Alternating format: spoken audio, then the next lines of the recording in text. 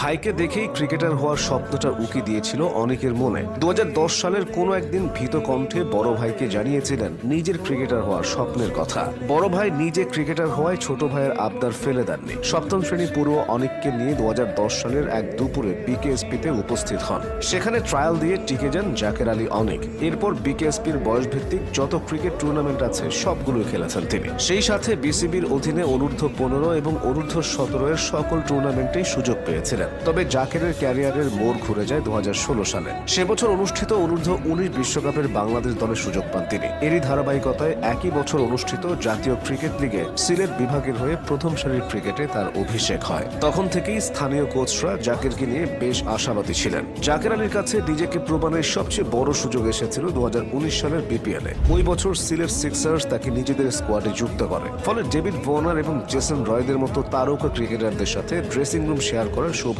হয় তার। এরপর একাধিক বিপিএল টুর্নামেন্ট খেলার সুযোগ হয়েছে জাকের আলীর। তবে কুমিল্লা ভিক্টোরিয়ান্সের হয়েই সাফল্যের সর্বোচ্চটা পেয়েছেন। কোচ সালাউদ্দিন তাকে ভালোভাবে তৈরি করেছেন। ক্রিকেটে জাকেরের প্রিয় খেলোয়াড় মুশফিকুর রহিম। মিস্টার ডিপেন্ডেবলের জীবনযাপনে মুগ্ধ অনেক হতে চান তার মতো দেশ সেরা ব্যাটসম্যানদের একজন। জাকের আলী অনেকের চাওয়া পূর্ণতা পাক, এমনটাই প্রত্যাশা।